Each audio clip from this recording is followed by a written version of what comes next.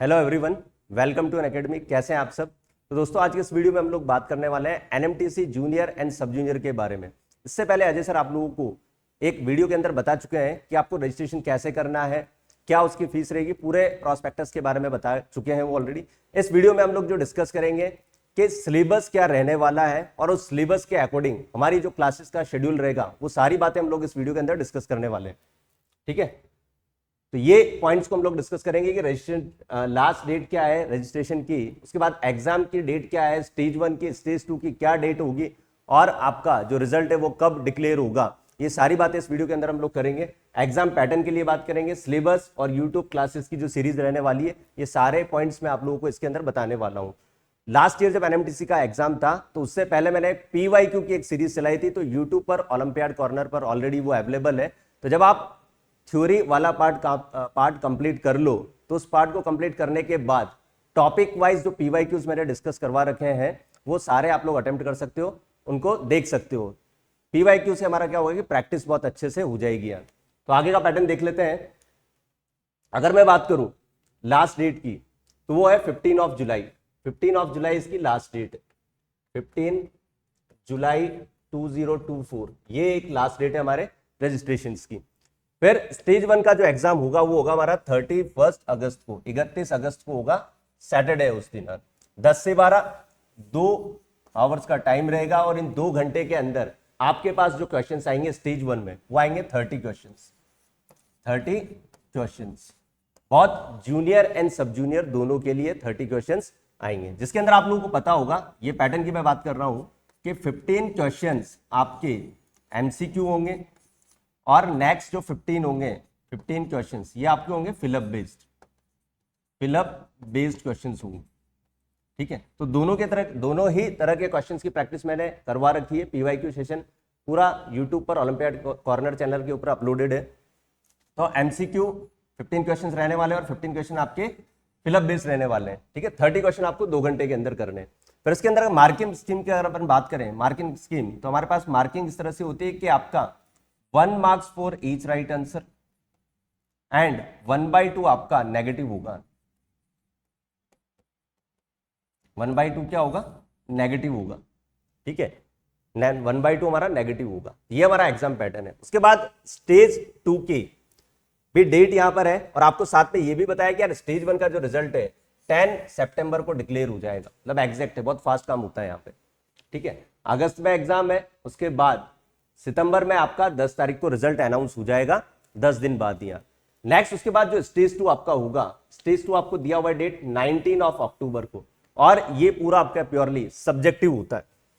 Stage 2 आपका subjective होता है। ठीक है, सब्जेक्टिव होता है और इस पे आपको पूरे 3 आवर्स मिलते हैं। ठीक है, 3 आवर्स मिलते हैं, तो बहुत अच्छे लेवल का एग्जाम होता है। जो मैथमेटिक्स के ओलंपियाड्स हैं उसमें आईओक्यूएम के बाद NMTC is the best exam, बहुत अच्छे लेवल का एग्जाम होता है। और इसका स्टेज 2 आप ये मान के चलो कि आरएमओ लेवल का होता है, पीआरएमओ लेवल का स्टेज 2 जो होता है। उसके बाद ये भी बोला गया है कि इसका जो रिजल्ट है, फाइनल जो रिजल्ट है वो डिक्लेयर हो जाएगा आपका दिसंबर के फर्स्ट वीक तक।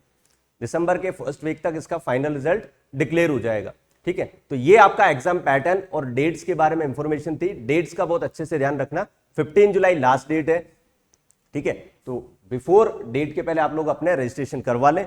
उसके बाद बात करते हैं, ठीक है, उसके बाद हम लोग बात करते हैं सिलेबस के बारे में। सिलेबस के बारे में बात कर लेते हैं उसके बाद। ठीक है, नेक्स्ट देखो, सबसे पहले जो सिलेबस है आपके पास जूनियर के लिए 9th और 10th क्लास के लिए। ठीक है, एनएमटीसी जूनियर जो होता है वो 9th और 10th दोनों के लिए होता है। ठीक, तो सिलेबस के बारे में बात कर लेते हैं। सिलेबस आपका जो वेबसाइट के ऊपर अमिटी ने जो डिसाइड किया हुआ है वो सेक्शन वाइज क्या है, अलजेब्रा, ज्योमेट्री, नंबर थ्योरी और कॉम्बिनेट्रिक्स। ठीक है, ये 4 पार्ट में डिवाइड किया हुआ है। ठीक है, लेकिन जो सिलेबस है वो ब्रीफ में नहीं है।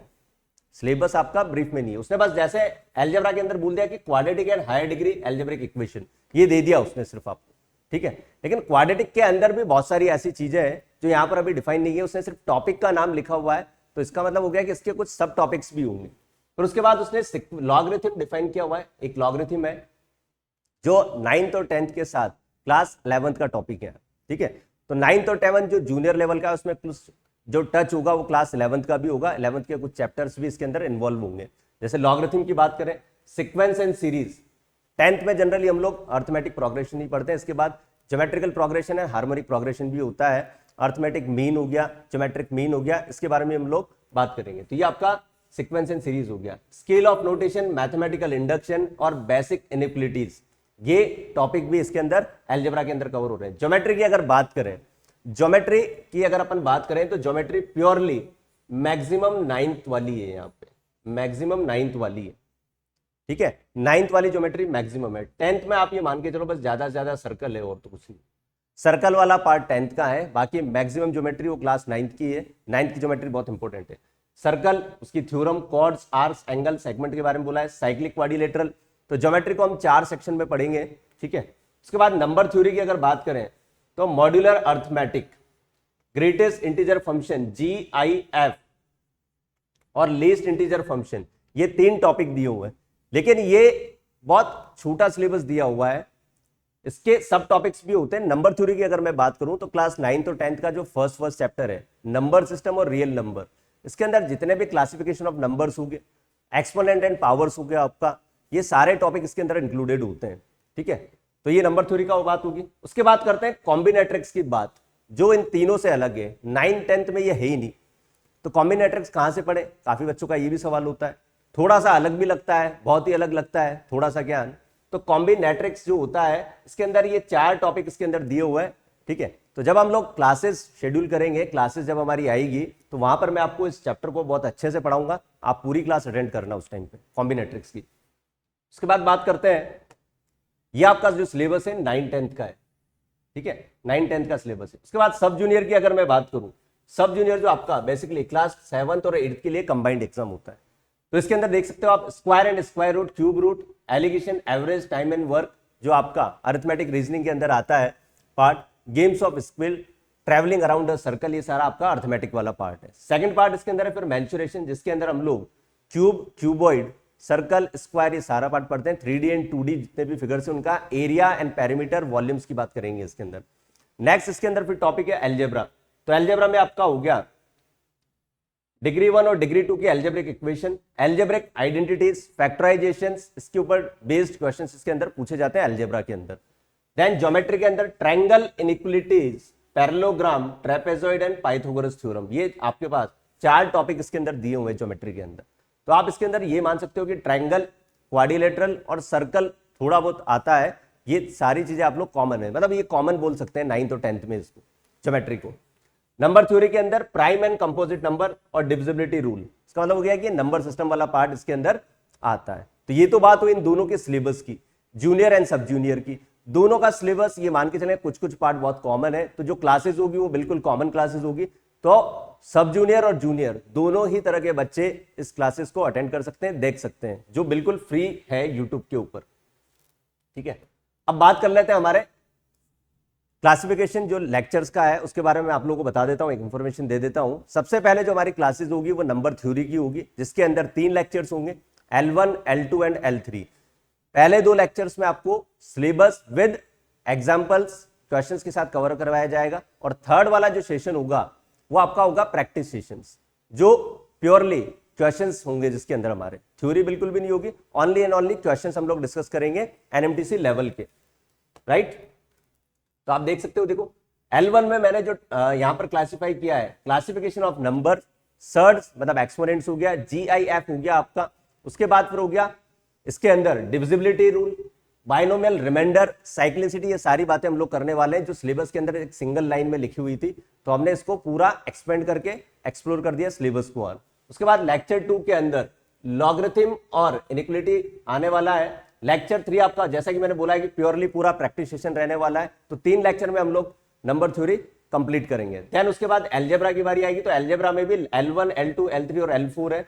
L4 इसका भी प्रैक्टिस सेशन रहने वाला है।